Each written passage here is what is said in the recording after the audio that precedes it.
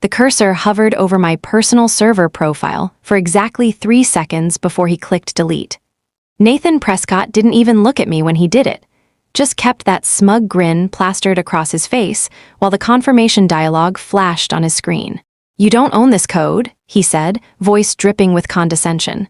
The server icon blinked once, twice, then vanished. That's when everything went dark. Every monitor in the building flickered to black. The hum of servers in the next room stuttered, then died. Someone down the hall screamed. Nathan's face went from smug to ghost white in under 2 seconds. And me? I closed my laptop, slid it into my bag, and smiled.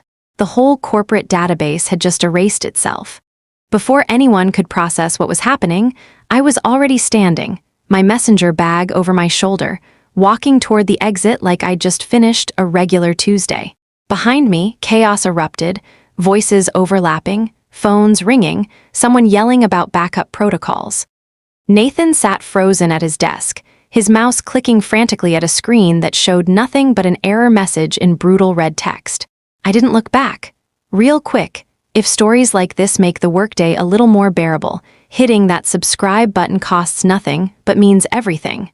We're on this journey together, pushing toward 5,000 subscribers, and every single one of you makes that possible. No pressure, just appreciation for anyone who wants to stick around for what comes next. My name is Romilly Chen. Well, Romilly Anderson now, after the divorce, though I kept the hyphen on my business cards for a while until it felt like dragging around old luggage. Senior Systems Architect at Helix Solutions, a mid-sized tech firm in Portland that specialized in database management for healthcare providers. 15 years I'd given them. 15 years of late nights, weekend calls, and building something from the ground up that actually worked. My roots weren't in Silicon Valley mansions or legacy tech money. I grew up in a split-level ranch in Beaverton, where my dad fixed cars in the driveway, and my mom managed the books for 3 local businesses on a kitchen table covered in receipts and coffee rings. They taught me 2 things: how to solve problems nobody else wanted to touch, and how to remember what it felt like to need someone to give a damn. That second lesson mattered more than people think. Empathy isn't weakness in tech, it's architecture. It's understanding that the code you write at 2 a.m. affects the nurse pulling a patient record at 2 p.m. It's remembering that servers aren't just metal boxes, they're infrastructure for human beings trying to do their jobs. Nathan Prescott never learned that lesson. Nathan arrived on a Monday in October, carrying a titanium briefcase and wearing a suit that cost more than my first car. The executive team introduced him as our new Director of Technology Operations, a title that apparently meant he supervised everything I'd built without understanding any of it. His resume sparkled. MIT graduate, 3 years at a Bay Area startup that got acquired, 2 years consulting for firms that paid obscene rates for mediocre advice. He had the confidence of someone who'd never actually broken anything important enough to learn from. I knew we were in trouble during his first team meeting. "I've reviewed the current infrastructure," Nathan announced, not bothering with pleasantries or introductions. He pulled up a slide deck full of buzzwords and consulting frameworks that had nothing to do with our actual systems. "Frankly, what I'm seeing is inefficiency, redundancy, a lack of modern DevOps principles." He said DevOps principles like it was a magic spell. Lawrence, one of our senior developers, raised his hand. "The current architecture has 99.97% uptime over 5 years. The redundancy is intentional, healthcare data can't go down." Nathan's smile didn't reach his eyes. "Uptime is fine, but efficiency matters more. We need to streamline, cut costs, modernize the stack." I should have said something then, should have pushed back, but 15 years in tech had taught me to pick my battles, and I figured Nathan would crash into reality soon enough on his own. I was right about the crash, wrong about the timeline. The first week, Nathan started scheduling optimization meetings, hour-long sessions where he'd pontificate about cloud migrations and containerization while the rest of us tried not to check our phones. He loved the sound of his own voice, loved throwing around terms like paradigm shift and synergistic integration. The second week, he started making changes. Small things at first. Adjusting monitoring thresholds without consulting anyone. reassigning tickets based on what he thought was important rather than actual priority. Sending emails at 11 p.m. demanding status updates on projects that were already completed. By week 3, he'd started targeting me specifically. It began with a meeting request. Infrastructure review Romilly's projects. No agenda, no context. Just a calendar invite for 4 p.m. on a Friday, the universal time slot for conversations that weren't going to be pleasant. I showed up prepared. Brought documentation, performance metrics, incident reports showing our stability. Nathan sat behind his new desk. He'd already redecorated the office with minimalist furniture and a standing desk he never actually used, with his laptop angled so I couldn't see the screen. "Romilly," he started, not bothering with small talk. "I've been digging into the server architecture, and I'm concerned about what I'm finding." "Concerned how?" He spun his laptop around. On the screen was a directory tree of our server infrastructure, with one folder highlighted in yellow, Raw Personal. My personal workspace. Every developer has one, a place for scripts, tools, automation that makes the job easier, but isn't officially part of the production environment. Mine was more extensive than most because, well, I'd been there longer and built more tools. But it was all documented, all backed up, all approved by the previous director. "This," Nathan said, tapping the screen, "is a security risk.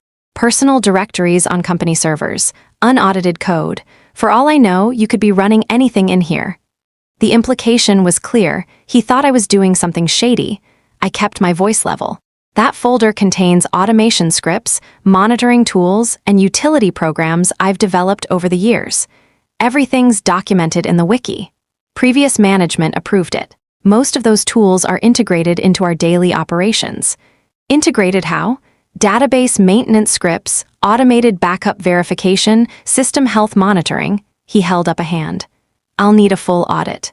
Documentation of everything in that directory, justification for why it needs to exist, and a migration plan for anything production critical." Translation. He wanted me to spend weeks documenting things that already worked so he could justify deleting them anyway. I spent the next 2 weeks compiling documentation that Nathan never read. Every email I sent him bounced back with one-line responses. "Received. Under review. We'll discuss later." Meanwhile, he was making bigger changes.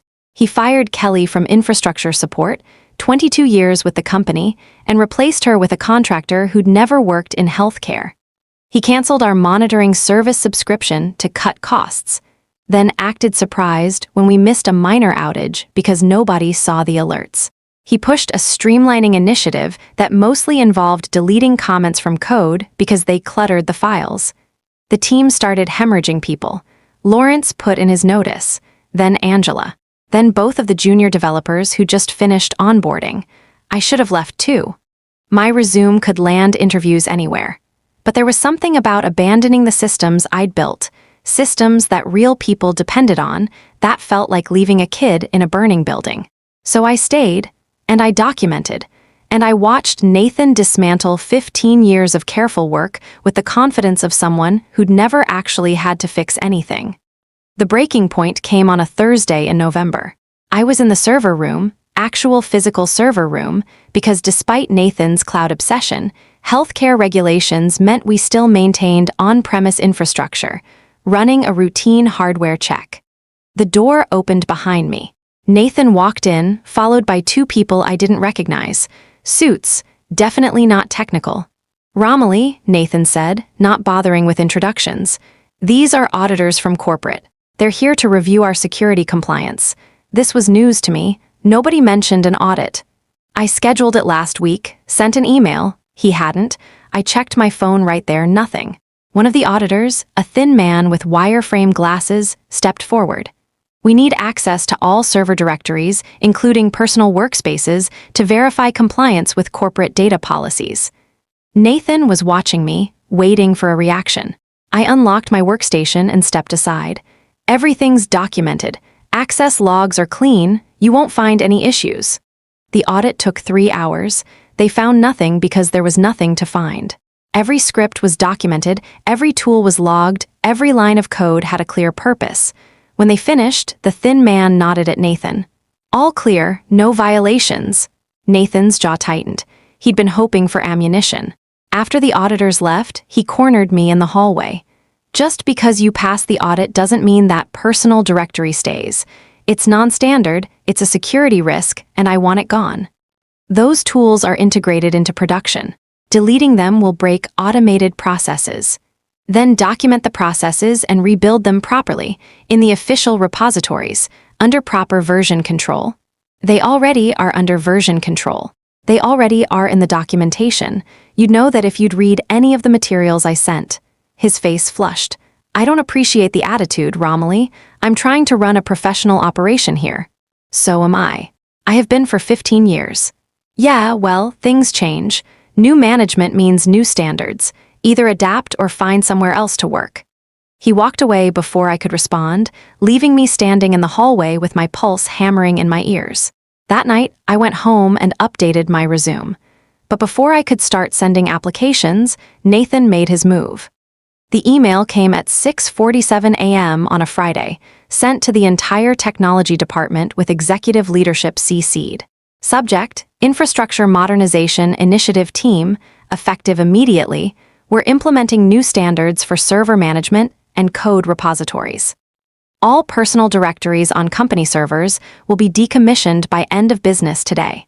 Any tools or scripts currently housed in personal workspaces must be migrated to official repositories or will be permanently deleted.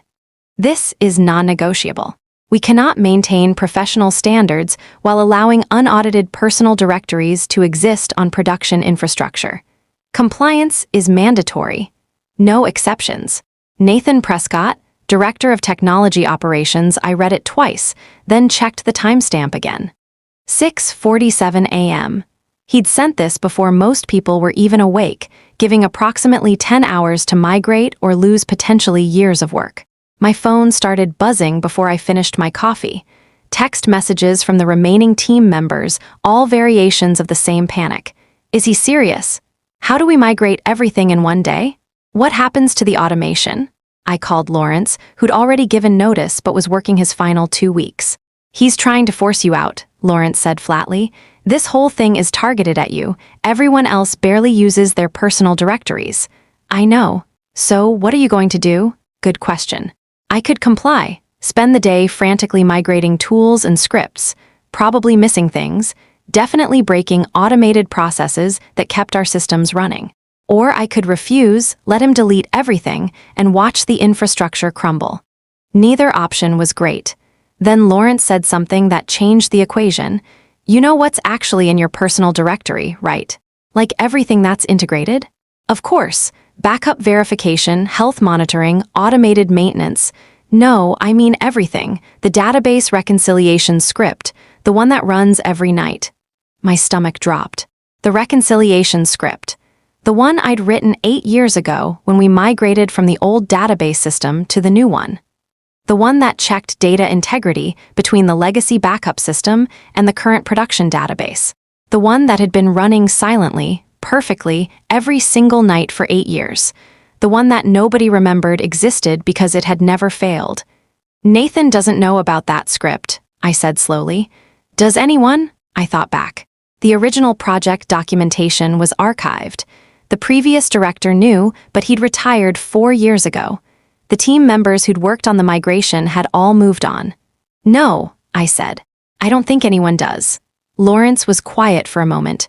What happens if that script stops running? I pulled up the script on my laptop, reading through the code I'd written nearly a decade ago.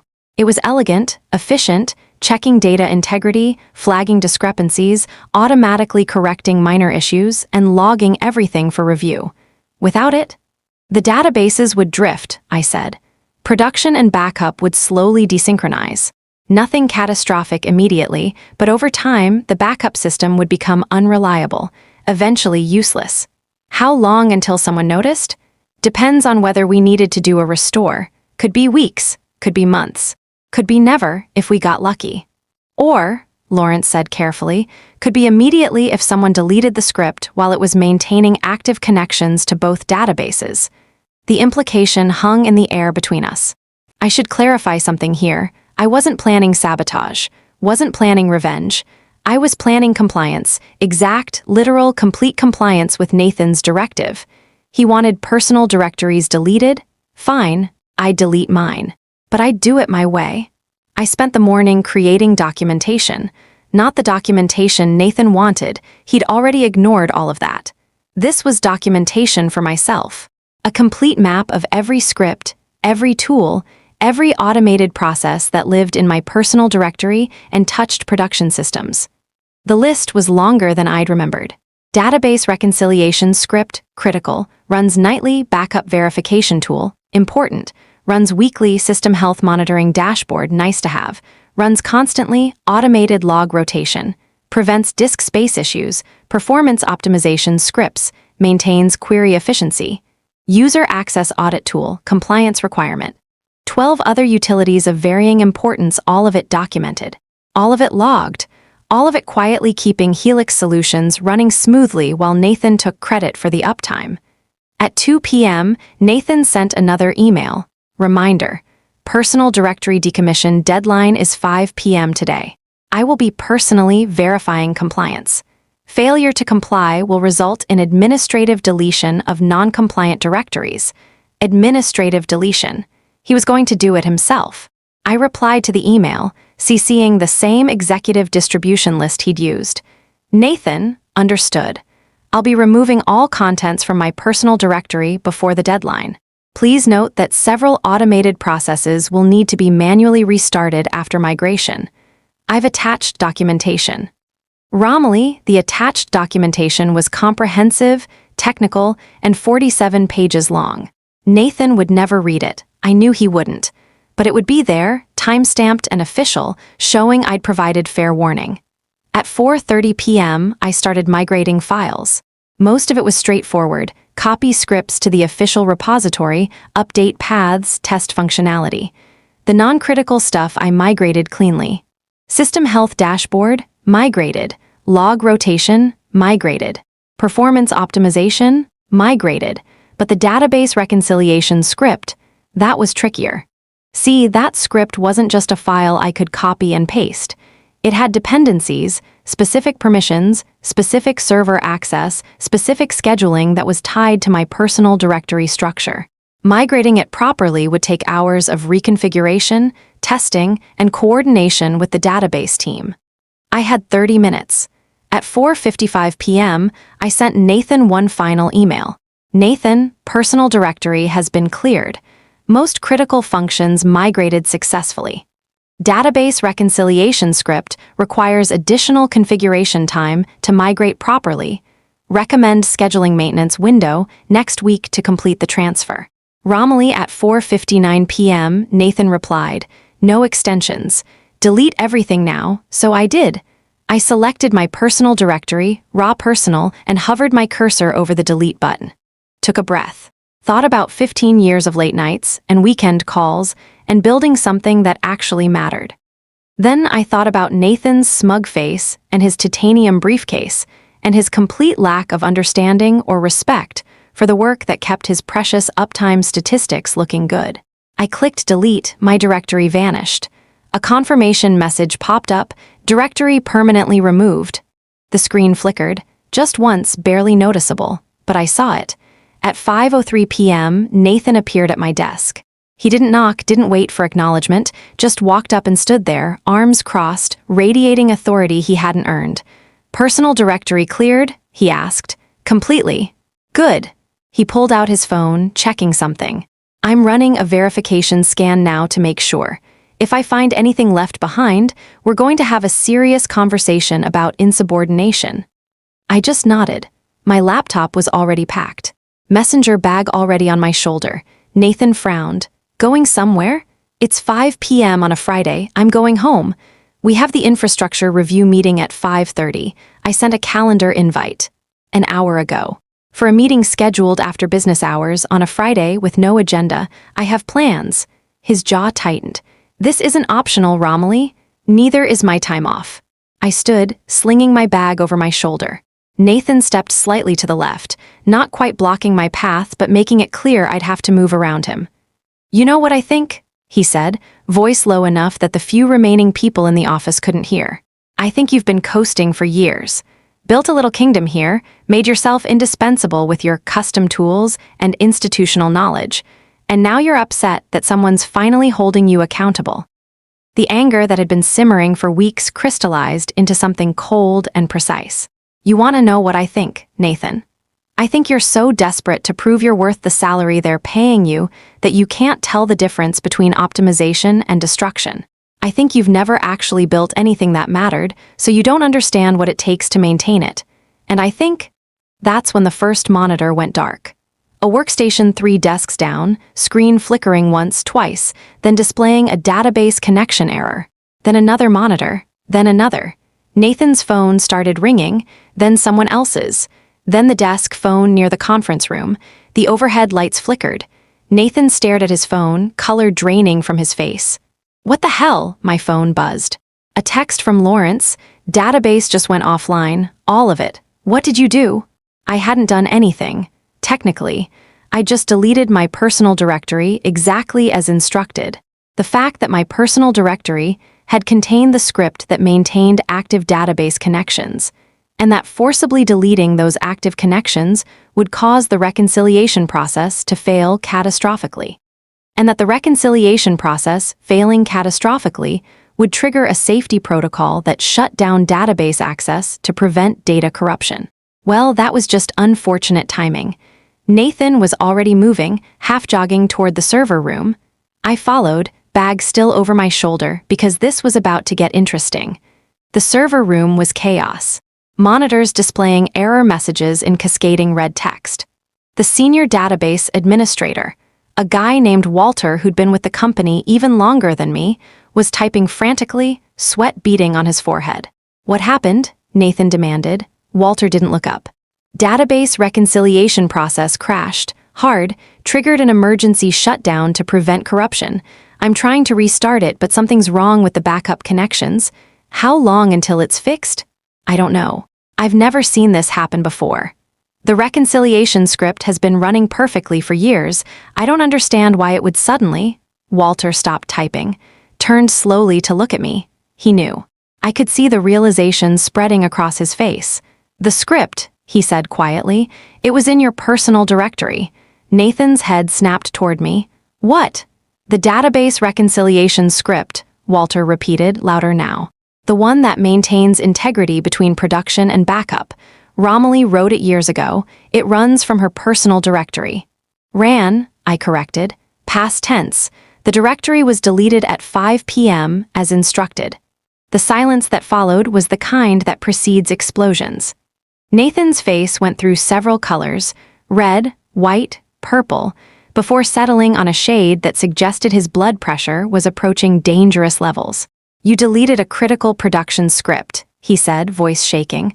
Without authorization, without migration, you just deleted it. I pulled out my phone, calmly opened my email, and showed him the screen. I sent you 3 emails about the database reconciliation script, documented that it needed proper migration time. You replied, and I quote, "No extensions. Delete everything now." I didn't. He grabbed my phone, reading the email chain. His hand was trembling. I didn't know it was critical infrastructure. It was in the documentation I sent. Page 17. Section 4. Database reconciliation and integrity maintenance. I can't read 47 pages of technical documentation in one afternoon. Then, maybe you shouldn't have given one afternoon to decommission 15 years of infrastructure. Walter had stopped trying to fix the database and was now watching our exchange with the horrified fascination of someone witnessing a car crash in slow motion. Nathan thrust my phone back at me. Fix it, right now, restore the script and get the database back online. I can't. What do you mean you can't? The directory was permanently deleted. The script is gone. Restoring it means rebuilding it from scratch, reconfiguring database permissions, reestablishing the connection protocols, and testing everything to make sure it won't cause further corruption. That's a week of work minimum. We don't have a week. We have healthcare clients expecting 24/7 access to patient records. I adjusted my bag on my shoulder. Then I suggest you contact the backup recovery team and start working on a restoration plan. You're not leaving. You caused this mess. You're going to fix it. Actually, I said, keeping my voice perfectly level. You caused this mess when you ordered me to delete critical infrastructure without proper planning. I caused nothing. I followed your direct order, which you put in writing and sent to executive leadership. Nathan looked like he wanted to strangle me. This is sabotage. This is compliance. I deleted my personal directory, as mandated. The fact that you didn't bother to understand what was in that directory before ordering its deletion isn't my problem. The hell it isn't. You knew this would happen. I warned you it might happen. In writing, with documentation, you chose not to read it. Walter cleared his throat. Guys, the database is still down. We need to. Romilly fixes this, Nathan snapped. Right now, or she's fired. I smiled. Actually smiled. Fire me then. But you should know that rebuilding the reconciliation script from scratch requires intimate knowledge of both the current database architecture and the legacy system it replaced. I'm the only person left who has that knowledge. Fire me, and you'll be hiring consultants at 3 times my salary to spend 6 months figuring out what I could fix in a week. Nathan's phone rang. He answered it without looking away from me. What? The voice on the other end was loud enough to hear even without speakerphone. Angry, executive-level angry. I understand, sir, Nathan said, voice tight. We're addressing the situation now. Technical malfunction, we'll have it resolved shortly. He hung up, looked at me, looked at Walter, looked back at me. How long to fix it? He asked through gritted teeth. If I start now, work through the weekend, and everything goes perfectly. Database back online by Monday morning. Full reconciliation functionality restored by Wednesday. That's unacceptable. That's reality. The alternative is hiring outside consultants, which takes longer and costs more. Your choice. Another phone rang, then another. The chaos was spreading as more people realized the database was down and client systems were failing. Nathan ran a hand through his hair. The smug confidence from this morning completely evaporated. Fine, fix it. Whatever you need, just fix it. I'll need a few things first, I said. In writing. Nathan stared at me. You're making demands right now. I'm establishing terms. Big difference. His phone rang again. He declined the call. What terms? First, a formal acknowledgement that this outage resulted from your directive to delete infrastructure without proper migration planning, sent to executive leadership. Absolutely not. Then good luck with the consultants. I turned toward the door. Wait, Nathan's voice cracked slightly. Wait, what else? I turned back. Second, restoration of my administrative access to all systems, no restrictions, no oversight. I can't rebuild infrastructure if I'm working with limited permissions. Fine, what else? Third, no retaliation. No write-ups, no disciplinary action, no convenient performance reviews. Put it in writing. You think you're in a position to negotiate? Another phone call. This time he answered. Yes, sir, we're working on it. No, sir, I can't give an exact timeline yet. Yes, sir, I understand the severity. He hung up and looked at me with pure hatred. Fine, you'll have everything in writing. Now fix the damn database. One more thing. What? When this is resolved, I want a written recommendation from executive leadership. Not from you, glowing, for my next job, because after this weekend, I'm done. Nathan actually laughed, bitter, exhausted. You're quitting? The moment the database is stable and reconciliation is restored, I'm giving my notice. 2 weeks, professional, by the book. But I'm not staying in an environment where management deletes critical infrastructure to win a power play. He wanted to argue. I could see it in his eyes. But 3 more phones were ringing now, and someone was shouting down the hallway, and the weight of consequences was finally settling on his shoulders. Fine, he said. Whatever, just fix it.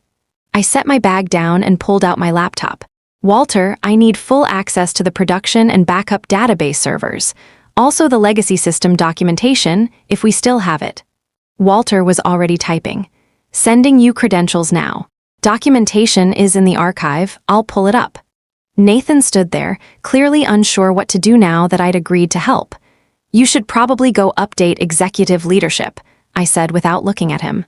Let them know the situation is under control and we'll have restoration timelines by tomorrow morning. You don't give me orders. Then stand there and watch. Either way, I have work to do. He left. Probably to go make phone calls and figure out how to spin this disaster in a way that didn't end his career. Walter rolled his chair over to my workstation. That was the most beautiful professional suicide I've ever witnessed. Not suicide, I said, pulling up the database architecture files. Exit strategy. You really warned him in the documentation? Page 17, section 4, highlighted and cross-referenced. He never read it. He never reads anything. That's why we're here. Walter was quiet for a moment, watching me navigate through system files. Can you actually fix this? I opened a terminal window and started typing commands, checking database status, reviewing error logs. The damage was extensive, but not irreparable. The reconciliation script had crashed mid-process, leaving both databases in an inconsistent state.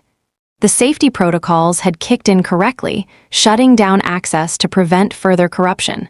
It was fixable, tedious, technical, time-consuming, but fixable. Yeah, I said, I can fix it. It'll take time, but I can fix it. How'd you know deleting the directory would cause this? I didn't, not for certain. But I knew the script maintained active database connections, and I knew forcibly terminating those connections during operation would probably trigger the safety shutdown. Probably. Walter grinned. You took a calculated risk. I followed orders. The risk was Nathan's, not mine. Romilly, you're my hero. The rest of Friday night was a blur of terminal commands, database queries, and cold coffee from the break room. Walter stayed to help, mostly because he wanted to see how the situation resolved, and partly because he knew this was the kind of war story that would define his career. By midnight, I'd stabilized the production database enough to bring it back online in read-only mode. Not perfect, but enough that critical systems could pull patient records without full editing capabilities. By 3 a.m., I'd rebuilt the basic framework of the reconciliation script, though it would need extensive testing before going live. By 6 a.m. Saturday, I'd restored most functionality. Backup systems were syncing. Data integrity checks were running. The crisis was becoming a controlled recovery. Nathan showed up at 7 a.m. looking like he hadn't slept. He probably hadn't. Status? He asked. Production database is live, limited functionality. Full restoration by Monday morning, like I said. Reconciliation script rebuilt and testing now. Executive leadership wants a full report. They can have one Monday. They want it today. I looked up from my screen.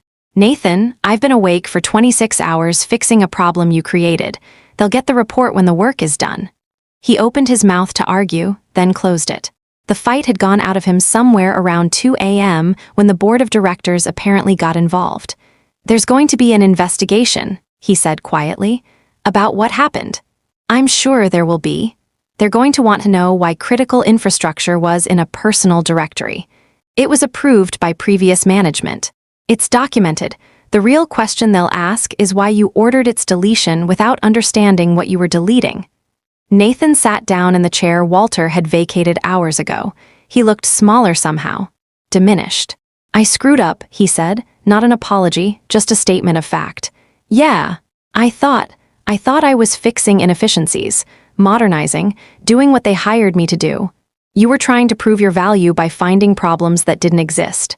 Instead, you created problems that didn't need to exist. He laughed, hollow, exhausted. My career is over, isn't it? Probably, but that's not my problem. We sat in silence for a while. The only sound was the hum of servers and the clicking of my keyboard as I ran another round of integrity checks. Finally, Nathan stood. For what it's worth, I'm sorry. You were right. I should have listened. You should have read the documentation. That's literally all you had to do. He nodded and walked out. I never saw him again. By Monday morning, the database was fully operational. Reconciliation script was live and tested. All systems were back to normal, except for the massive gap in trust between the technology department and management. I submitted my formal report to executive leadership at 9 a.m. By 10 a.m., I had emails from 3 different VPs thanking me for my quick response and professional handling of the crisis. By 11 a.m., I had the written recommendation I'd asked for. By noon, I'd submitted my resignation. My last 2 weeks at Helix Solutions were remarkably peaceful. Nathan was on leave, pending the investigation, which everyone knew was corporate speak for cleaning out his desk remotely. An interim director was brought in, someone from the healthcare division who actually understood our work, and the first thing she did was ask me to document everything I'd built. Not to audit it, not to criticize it, just to understand it. I spent those 2 weeks writing comprehensive documentation, training Walter on the reconciliation script, and setting up monitoring systems so the next person wouldn't have to rebuild from scratch if something broke. On my last day, the team threw a small party. Nothing fancy, just cake in the break room and genuine appreciation from people who understood what had almost been lost. Lawrence, who'd already moved on to a new job, sent me a text. "Heard you're leaving. Also heard Nathan is too. Coincidence?" I replied. "Just following orders, exactly as given. You're terrifying." "I love it." The interim director called me into her office on my way out. She was older, maybe late 50s, with the kind of calm authority that came from decades of actually knowing what she was doing. "Romilly," she said, "I read the investigation report, all of it, including the emails." "Okay. You were right about all of it. The documentation was clear, your warnings were explicit." Nathan ignored every red flag.